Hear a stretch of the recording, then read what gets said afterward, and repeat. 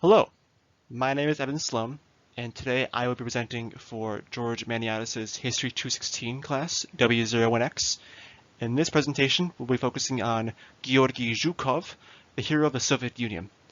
This will be looking at his time before World War II, during World War II, and after World War II. Let's begin. Georgy Konstantinovich Zhukov was born November 19th, 1896 in Zhukov, Russia, in the region of Kaluga, which is approximately right there. And he was born into extreme poverty. Both of his parents were very, very poor. The house they lived in was more of a shack. It had one room and two windows. Zhukov tells a story of one time when the roof literally caved in, and then they had to move into a barn or a shack nearby temporarily. And then eventually, after a few years, Zhukov then began to attend a local school where the professor was quite strict. Occasionally there were not beatings, but students were hit. And Zhukov, while it was very strict, he still respected the teacher nonetheless. And they also owned a family farm which made the bulk of their income, but it did not do well at all in the wintertime because it gets very cold in Russia during the winter. And finally, at age 12, Zhukov went to Moscow to train as a craftsman. And then here, he often had to sleep on the floor. He was often beat by either the boss or other co-workers who were told to beat him, or else they themselves would be beat. But finally, at 16, he graduated and became a craftsman. Not too long after Zhukov finished his time in Moscow, the First World War actually broke out in 1914 in Europe, and Russia joined on the side of the Entente. Zhukov initially resisted volunteering because he did not want to leave his mother and his old father at home if he had died, gotten wounded, or crippled, because they wouldn't be able to care for themselves. But he was conscripted in August of 1915 and was sent to the cavalry group. This is more difficult than infantry, but Zhukov actually was very skilled. However, he was actually quite insubordinate, meaning he talked behind the backs of officers and those who are superior to him in terms of rank. This got him into a lot of trouble, to the point where he was almost banished from the military because of how many deferments he had racked up. Thankfully, he actually had a friend of a friend who ended up not banishing him from the military and kept him in there because he understood Zhukov's position. Zhukov fought in actually quite a few battles. He was eventually wounded on a recon mission by a mine. He was not killed, though, or crippled, thankfully. But he was a very decorated soldier by the end of the war. And he actually had captured a German officer, which is not easy to do. But the biggest thing that Zhukov got out of this war was how much he learned from the terrible leadership in the Tsarist military. There were some exceptions, but mostly the commanders didn't care about their insubordinates. They didn't like them. They talked down to them. And Zhukov resented this, and he despised this. And he knew what not to be. And this would be very important later on in his life. But after the war, something much more crazy happens inside of Russia. Almost immediately after the Russians pulled out of the First World War, they were at war with themselves. The Russian Civil War is a war between the Red Army and the White Army. The Red Army fought for the proletariat. They were all communists. They believed that the government should be for the peasants, for the working class people. At least that's what it was for initially. They had mass conscription, and about 75% of their military was fully comprised of peasants. They weren't very skilled, their weapons weren't very good. Because there were 5 million of them in 1920, they had supply issues, but through leadership of Vladimir Lenin and Leon Trotsky, as well as many others who were good leaders, they ended up doing very well in the war. And in the White Army, they also had mass conscription, but they focused more on quality over quantity, which ended up actually being a problem. Now, the White Army controlled mostly the eastern side of Russia, with some parts in the southwest. Red Army controlled mostly the western side of Russia. Eastern side, not as populous, not a lot less industrialized. Western side is much more industrialized and much more populous. Now, the leadership of the Red Army was much more incompetent. It wasn't that great, even though they were very passionate, like Admiral Kolchak, who fought in the Russo-Japanese War, loved his country, felt like he should be loyal to the Tsar. He ended up being defeated in the war. And Denikin, General Denikin, who controlled the Southwest Army, he was a thorn in the Red Army's side for many, many years. But eventually the war came to a close in 1922. Now, where was Zhukov in all of this? Well, Zhukov joined the Red Army and the Communist Party because he really did not like the monarchy. He did not like Tsar Nicholas II. He wanted something new. He thought communism was good because keep in mind, communism was brand new at the time. This is the first time any large country ever wanted to experiment with communism, and it seemed like a good idea, and so Zhukov supported that. He ended up joining the 1st Moscow Cavalry Division, which was led by General Mikhail Frunze, and then during some fighting, he ended up getting a grenade wound in his right thigh and had to go to the hospital. After contracting typhus, which is a terrible illness, he returned home for 1 month to recover, and then where he saw his family again, which were in high spirits, despite the fact that the village was not doing very well at all. After all of this, Zhukov was promoted to a training sergeant major, which basically means someone that trains units for the military. And Zhukov noticed that a lot of the soldiers weren't very smart. They had very poor education.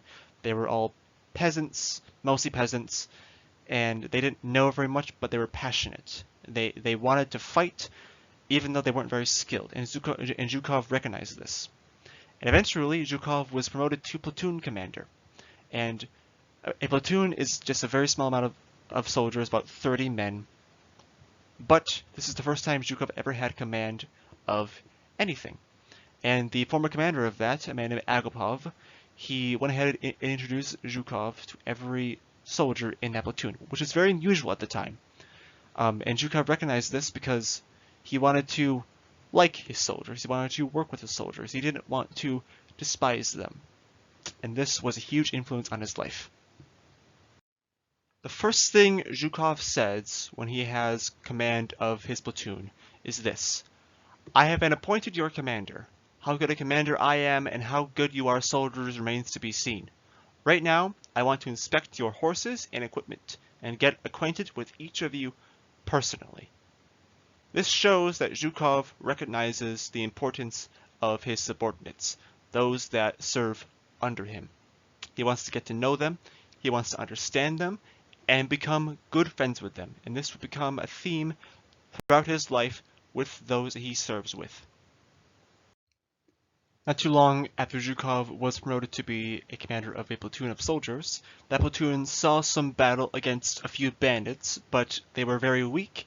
There were just a couple of them, and so Zhukov's platoon saw absolutely 0 casualties, which is very, very good. And then after this, Zhukov was promoted to the 2nd Squadron of the 1st Cavalry Regiment, and then this squadron ended up seeing some intense fighting against what is known as the Kulak Rebellion. This rebellion, they were a group of what is called socialist revolutionaries. They were not communists. They were against what would eventually become the Soviet Union. They wanted to dismantle the Soviet Union and institute their own government. Zhukov ends up fighting them with his now squadron, but what happens is that twice Zhukov's horse is shot up from underneath him. The first time by a sawed-off shotgun, and he almost is killed because the horse dies and he falls underneath it and is trapped under the horse. Someone else comes to save him and barely saves his life, and then later on the same thing happens, except Zhukov is not trapped and he has his revolver, and he shoots each bandit one at a time and saves his life. And then after the Civil War finally concludes, Zhukov is then promoted to the regiment commander of the 39th Buzaluk Cavalry Regiment. When Zhukov was promoted to a regimental commander, he began to learn that regimental command is actually incredibly important, to the point where Zhukov, and I'm quoting him now, says, "A commander who has mastered the system of controlling a regiment and can keep it in constant combat readiness will always be an advanced military leader at all other levels of command, both in peacetime and in war. So this is an extremely important part of his life, where if he learns to be a good regimental commander, he will succeed. And he does. Unfortunately, his troops, when he first gets there, are actually very, very weak. They're not very well trained. They're pretty poor. And so Zhukov, after a month of giving them combat and political education, they become pretty strong and much, much better. Eventually, once a man by the name of Georgy Guy took control of the division, both him and Zhukov became very good friends, and after an inspection, Guy was very, very impressed with the division. And this was just after a month of training. And then, after this, Zhukov does some mock war exercises. It's all fake. It's just for practice. And Zhukov did not know that General Tukhachevsky, who was very, very prominent in the Soviet Union at the time, was observing the whole thing and actually was very impressed by Zhukov, and Zhukov actually was the winner of that mock war exercise. Now, let's pause for a second. Let's think of Zhukov not as this great hero that he will eventually become. Let's think of him as a person. He's just a guy, he has a family, and he has friends. So he naturally has issues. For example, in his leadership, he recognizes that he has sometimes been too demanding of his troops, too strict, asks too much of them, expects too much of them. And then also remember that when he was younger, he talked behind everyone's back. He was insubordinate. He insulted those he didn't like behind their backs. And he's only 26 years old. He doesn't have a lot of experience. He has a little bit of experience, but not too much. And he also didn't even want to go into the military in the first place. He didn't have any plans for it. He wanted to be a craftsman. He was conscripted into the military. He didn't volunteer for it. He was conscripted into the military. And Zhukov recognizes that he says, my theoretical knowledge lagged behind my practical experience. He has some experience now, but he doesn't know exactly how to use it. He doesn't know the theory behind the military yet. But soon he will learn that. In 1924-1925, Georgy Guy recommends that Zhukov take the Advanced Training Course for Cavalry Commanders to increase his military mind. And Zhukov says yes to this. And while he was there, he made a lot of new friends, including, right here, this is General Rokossovsky, or soon-to-be General Rokossovsky, and right here is Zhukov himself in 1925. Now, as for the final exam, he had to go to a river, not too far away from Leningrad, cross it on horseback. But then, when he was traveling back to his station in Minsk, he decided to cross the whole way on horseback, which is about 598 miles. Now his horse has issues with this, but after a week, he returns back to Minsk and was successful in his travels. Then afterwards, he travels back home very briefly to visit his family to see how they're doing. The village is not doing too great because of the famine happening at the moment, but they are still in high spirits. Then after all this, Zhukov returns to command his regiment. In May of 1930, Zhukov was promoted to the 2nd Cavalry Brigade, which was led by General Rokossovsky. And then here he had a bit of drama. He previously led the 39th Cavalry Regiment, and now he commanded both the 39th and the 40th Regiment. He worried the 40th Regiment would actually resent him, because they thought that Zhukov wanted the 40th to be a copy of the 39th, because it seemed that Zhukov thought the 39th was the perfect regiment and wanted everything else to be a copy of that. This was not true, but it still happened. And because of this, Zhukov went ahead and found positives in the 40th and ended up working very well with them.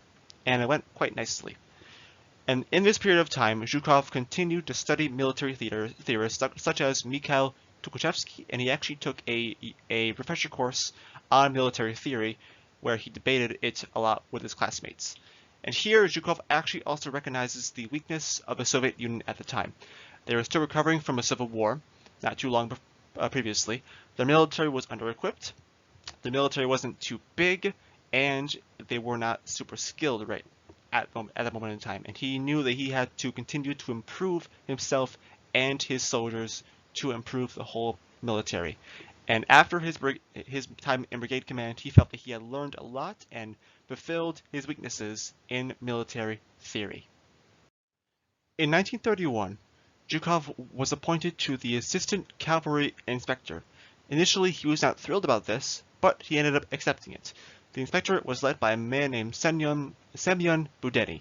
Now here, Zhukov would inspect various cavalry training exercises, and wherever he saw issues with them, he would contact the combat training division in order for them to change how these troops are trained to improve them. Now here, Zhukov also ended up supporting a military defensive buildup because it's important to note what is happening at this moment in time. Italy is a fascist government, ultra-militaristic.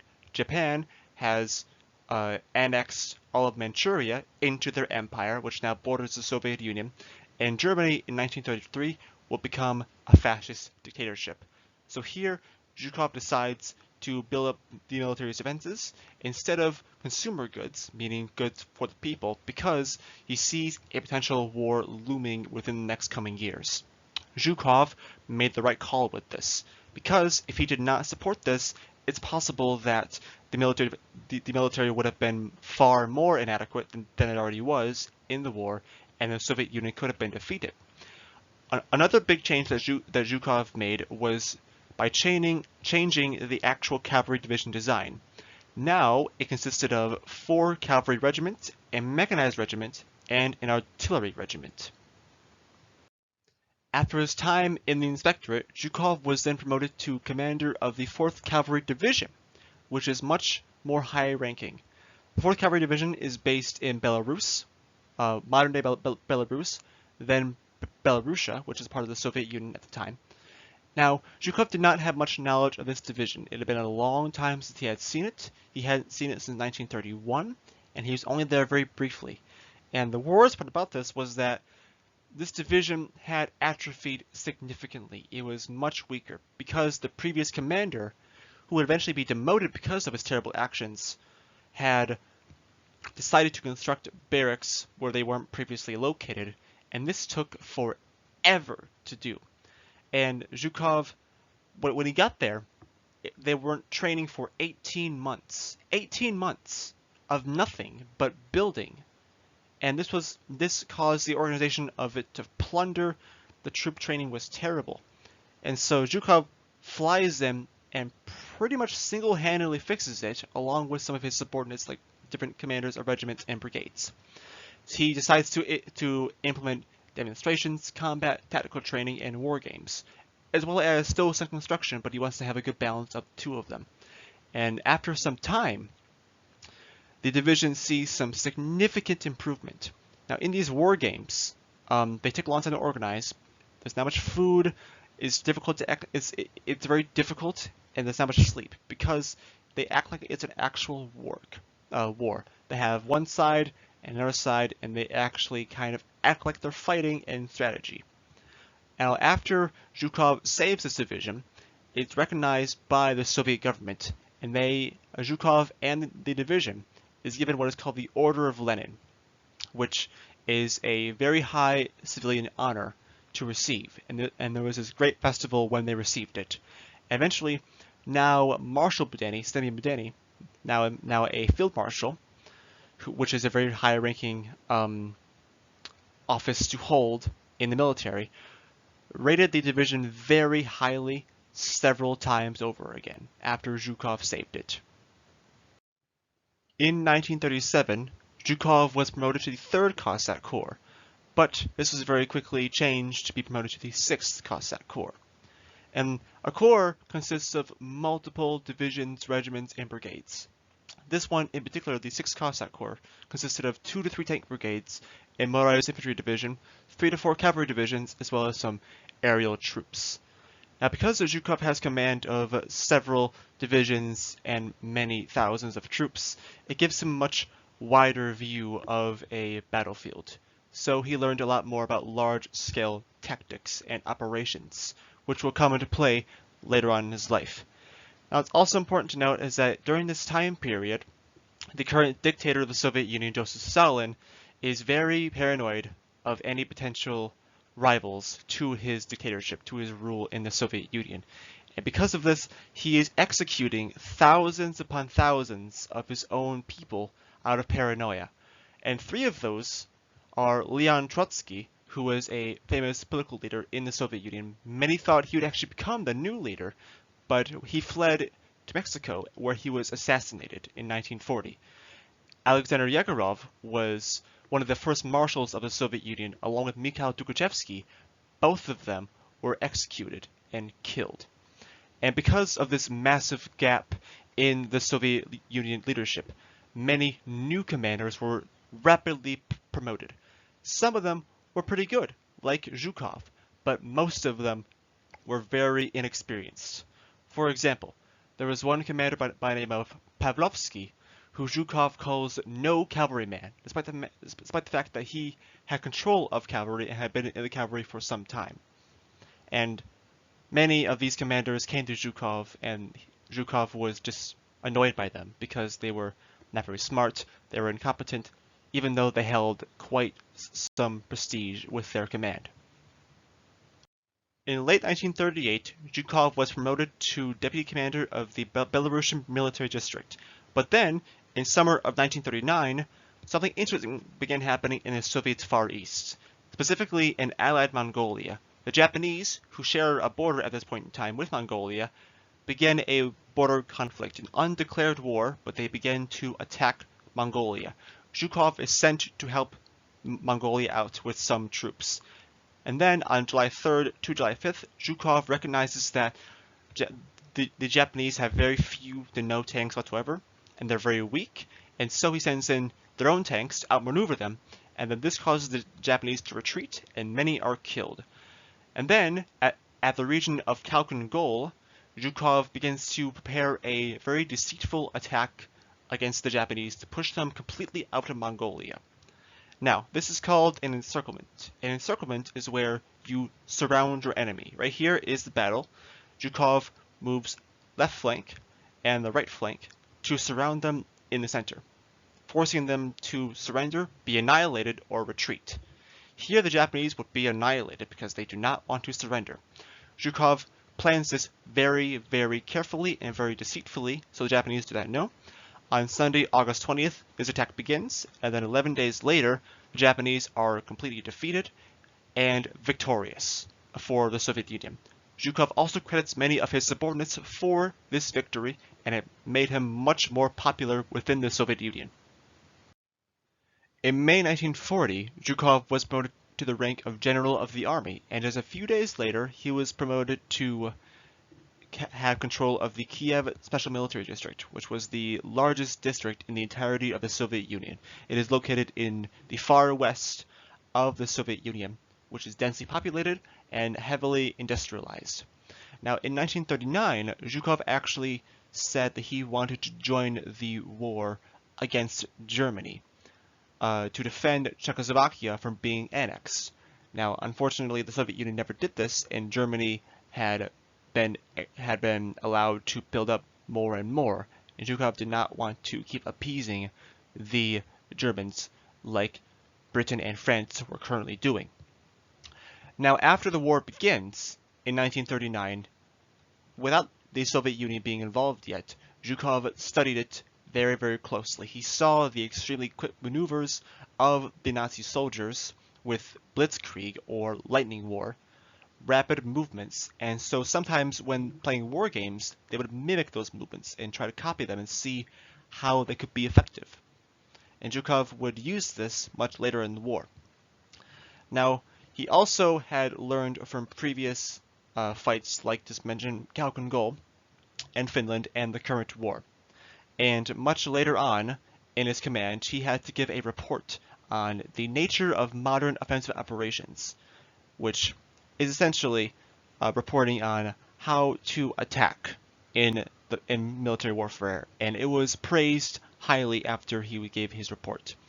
And finally, Zhukov wanted to have more and more war games, because war games, they really help a soldier and a military work on large-scale operations without actually being in a war and putting lives at risk. In early 1941, Zhukov is made chief of the Red Army General Staff, which is not a field command. It is a command that deals with logistics, weapons, supplies, positioning, etc. He learned this very slowly, and this is probably when he made the most mistakes in his career. But he not without some successes. For example, he called up 800,000 reserve troops and sent all of them to the west. He approved of more mech and tank corps because he saw the warfare that was happening in 1939-1940 with Germany's Blitzkrieg, utilizing tanks and rapid movement. He wanted to mimic this. Now, he also knew the Western armies were poorly equipped, and so he made some efforts to improve their equipment. He ordered ammunition to the west, but Stalin ended up disagreeing with this because he thought that it would provoke the Germans. Now, Zhukov also wanted to reinforce and alert the troops in the west as tensions between the Soviet Union and Germany were constantly rising. Stalin again disagreed with this because he thought that this would mean war. But then, just a few days before the German attack, Zhukov hears of a defected German troop who had warned them of an upcoming German attack. June 22nd, 1941 is a huge date in history of the Soviet Union because this is when Operation Barbarossa, the name of the German attack of the Soviet Union, began. And almost immediately, the Soviet government put in what is called the mobilization decree. They called up reservists from 1905 to 1918, the birth dates, to immediate military conscription. And martial law was put in place in the European part of the country, meaning direct military control. And the country also did a massive defensive buildup in key areas in the Soviet Union. And they also named 3 major fronts, being the Northwestern Front, which is about Leningrad, right around here. Western Front, which is about Minsk and Moscow, right there. And Southwestern Front, which is about everything else, Kiev, Stalingrad, Sebastopol, Odessa, things like that. Zhukov in all of this was sent to Kiev to assist many generals. He did not have direct military command, but he gave many suggestions and orders from the high command. He was a representative of the Supreme Command of the Soviet Union. And just a few days into the attack, Zhukov wanted a mech counterattack, which saw minimal success because of poor organization. Zhukov also wanted along with many other generals, and Stalin agreed, to move many armies from the east to the west, but not all of them, because they were the Japanese might attack them still. And Zhukov also oversaw a beginning and a continuation of Moscow defensive buildup, because Moscow was under direct threat. Stalin, not too long after the attack, also wanted a major counterattack on all fronts. But this was a terrible idea, because they didn't even know where the enemy was most of the time. So this was immediately rejected by their generals.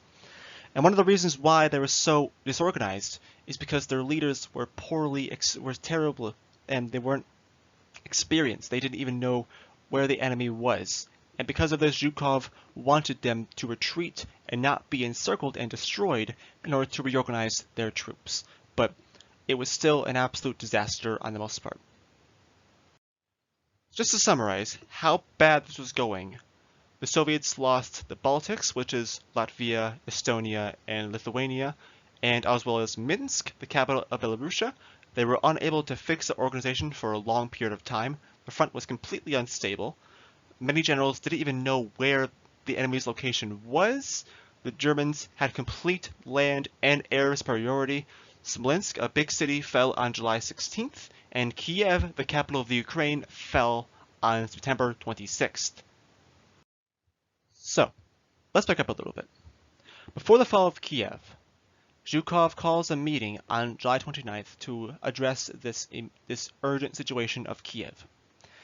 In this meeting, while Zhukov is talking about the situation, Stalin keeps asking about Kiev. What about Kiev? He keeps saying. And Zhukov says very firmly, we shall have to leave Kiev, abandoning the capital of the Ukraine, which is huge. And eventually, Stalin flies into a fit of rage. He says, how could you possibly even consider the idea of abandoning Kiev? And Zhukov, instead of backing down, he stands his ground, and he says, "If you think that as Chief of General Staff I'm only capable of talking nonsense, I've got nothing more to do here. I request to be relieved of the duties of Chief of General Staff and sent to the front. Apparently, I'll be of better use to my country there.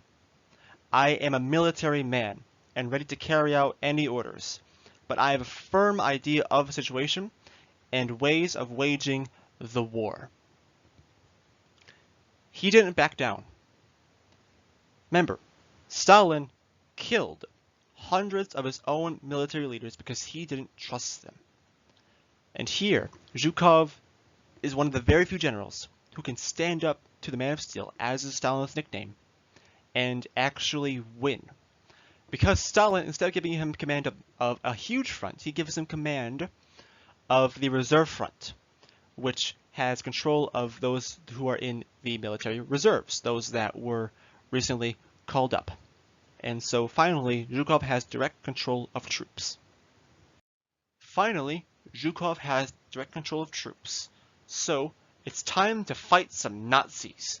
His first big success was his offensive in Yelna, in the Yelna salient. A salient looks a bit like this. Here's the front line, and then here's the enemy pushing outward, and then it goes back to the front line. The salient is the bulge itself, and Zhukov saw a German salient appear, which threatened Moscow as a springboard into the rest of the Soviet Union. So Zhukov launches an offensive, pushing it back and forcing the Germans to retreat, which was actually a success. But despite this success, Zhukov still had to deal with a lot of incompetence from new and inexperienced leaders. Like, for example, General Rakutin, who Zhukov thought was ill-knowledged for the war.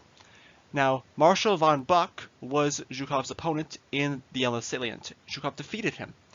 But let's look at the Nazis here. They're moving much slower than expected. They have issues with their supply lines, and so they're having a hard time reinforcing, and infantry are having to march several miles a day in really cold weather and then have to fight, which is causing their attacks to be much, much slower, and they are struggling. After the offensive at Yelna, Zhukov was put in command of Leningrad on September 10th, and on his arrival he saw the terrible, terrible conditions that people were living in. Supplies were extremely low.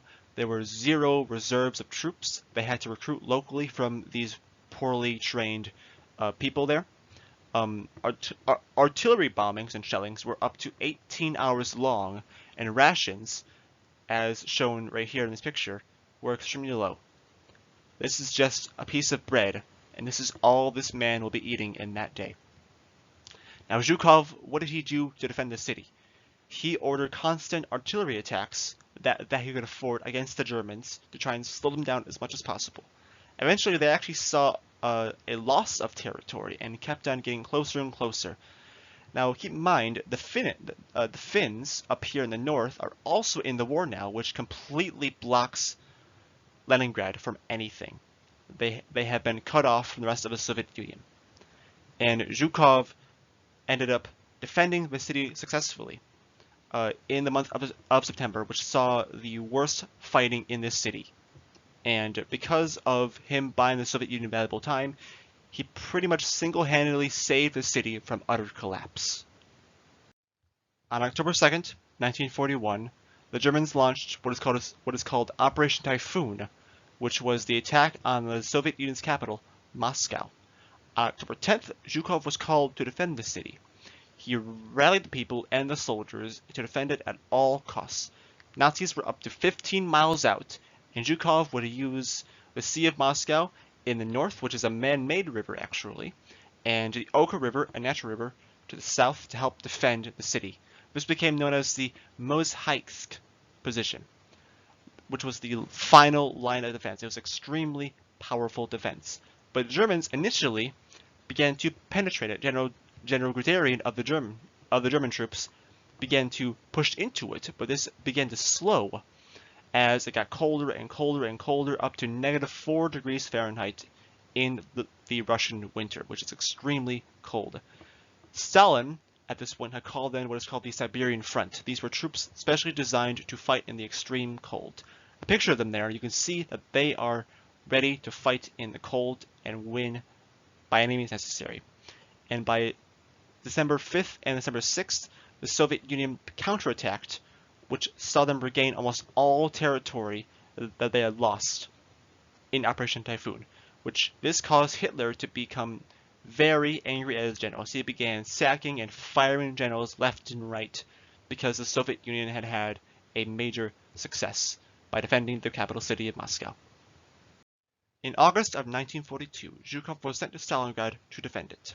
Now here he would assemble a team of defenders for this defense and counterattack. General Rokossovsky and General Vatutin would lead the counterattack. General Zhukov would lead the urban defense of Stalingrad. Stalingrad, being a big city, was very urban, and Zhukov was a master of urban defenses. He had served in the Spanish Civil War, so he knew big cities and he knew how to defend them. And now General Vasilevsky and Zhukov were leaders for the planning. Vasilevsky had the idea of an encirclement of the German army led by General von Paulus. This would come to fruition on January 30th after Vatutin and Rokossovsky encircled them and forced them to surrender, which was a colossal defeat for the Germans and a huge victory for the Soviet Union. This was the first major victory for them, and they would then turn the tide of war from this point on. In January of 1943, Zhukov was then moved back to the northern sector, but not to defend Leningrad, but to save it, to finally relieve Leningrad of its blockade and reconnect it back to the Soviet Union. This was known as Operation Iskra, or Spark in English, and it commenced on January 12, 1943. This attack took the Germans by complete and total surprise. They were not anticipating it coming at that day and at that time. They knew that they were preparing one, but they didn't know when or how it would happen. And this was a huge success because on January 18th, Leningrad's blockade finally ended. Now the siege did not end, but the city was reconnected, the territory was reconnected, allowing supplies to finally be given back to the city. And actually on the exact same day that the blockade was ended, Zhukov was promoted to the highest military position in the Soviet Union. He was promoted to Marshal of the Soviet Union on January 18th, 1943. During the summer of 1943, the Germans, like Marshal von Manstein, wanted to renew the German offensive because they were able to with their supplies and their organization. Now their target here was the big city of Kursk. Now here is where Zhukov had another disagreement with Stalin. Zhukov wanted to reinforce specifically the region of Kursk because he knew the Germans would attack there. That way he could, quote, grind down the German attacks and then push back much easier, since they'd be much weaker after their successful defense. Stalin wanted to reinforce the entire front because he was paranoid that the Germans were going to attack Moscow again, which would not be the case. Zhukov was correct. And on July 5th, the Germans began their attack, which is known as Operation Citadel, to take the city of Kursk.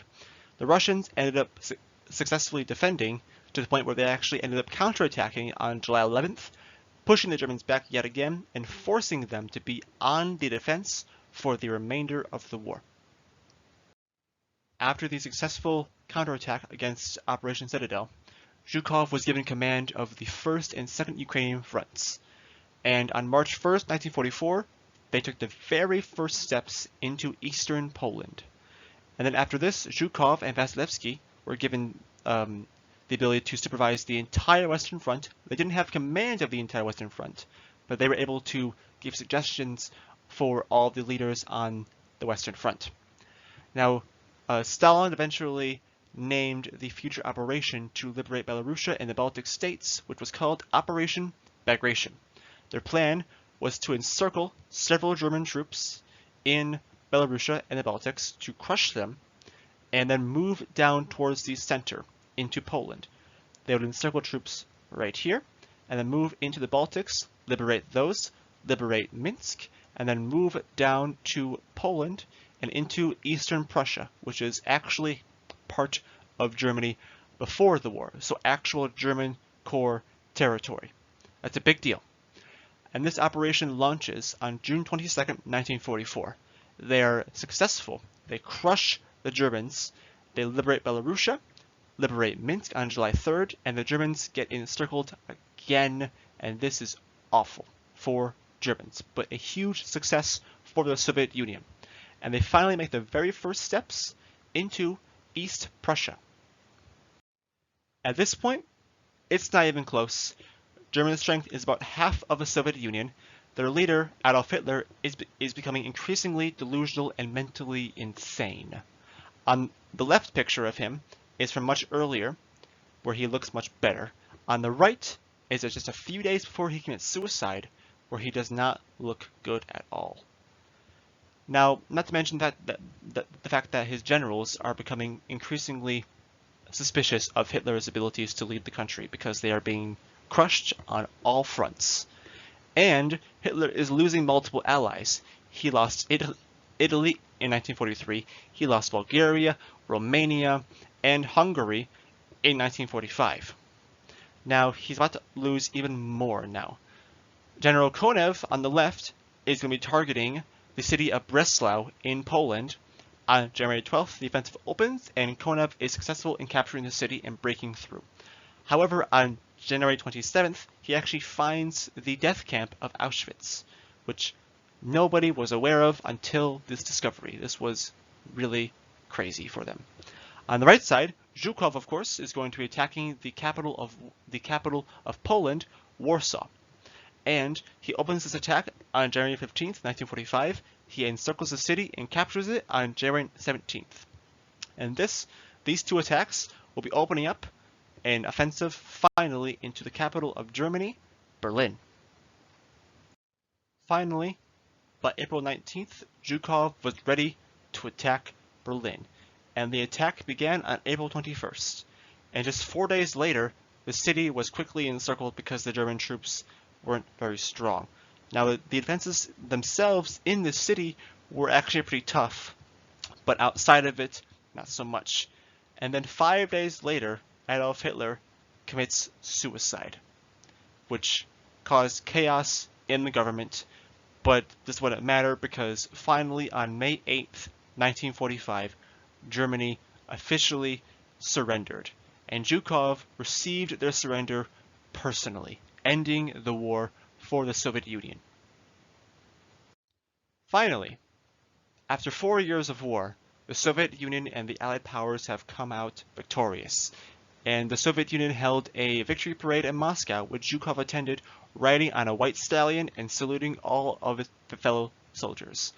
After all of this, Zhukov was head of the occupation administration, where he dealt with who owned what in post-Nazi Germany. He negotiated with Britain, France, the United States, and others over airports, borders, Berlin, railways, and many other things. During the war, Stalin slowly began to distrust Zhukov because of an artillery regulation disagreement in 1944, and the fact that Zhukov had become this legendary figure within the Soviet Union. And because of this, after the war, in July 1946, Zhukov was subtly demoted and removed from the Central Committee. He was moved down to the Odessa military district, and then not long after that moved to the Ural military district, which is really shameful from how high he was before to how low all of a sudden he has gone. And there's even some rumors of Stalin making up stories about Zhukov, like for example, looting jewelry in the siege of Berlin, which is, even if it were true, it's not enough to justify a complete demotion. But despite this, Zhukov's popularity began to sink. After years of being insulted and deprived of his popularity that he earned, Joseph Stalin died of a brain hemorrhage in March of 1953. And finally, the tyrant was dead. And then Nikita Khrushchev, who Zhukov initially supported, came to power. Khrushchev famously pretty much revealed the extreme oppression that Joseph Stalin had done to the Soviet Union and begun something called de-Stalinization.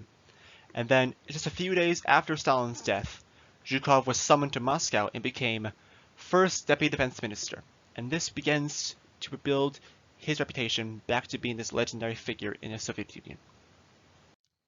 In 1953, Zhukov was elected back to the Central Committee, and his reputation began to improve once again. But then, a man named Lavrentiy Beria, as well as many other so-called anti-party groups, began to threaten the rule of Nikita Khrushchev.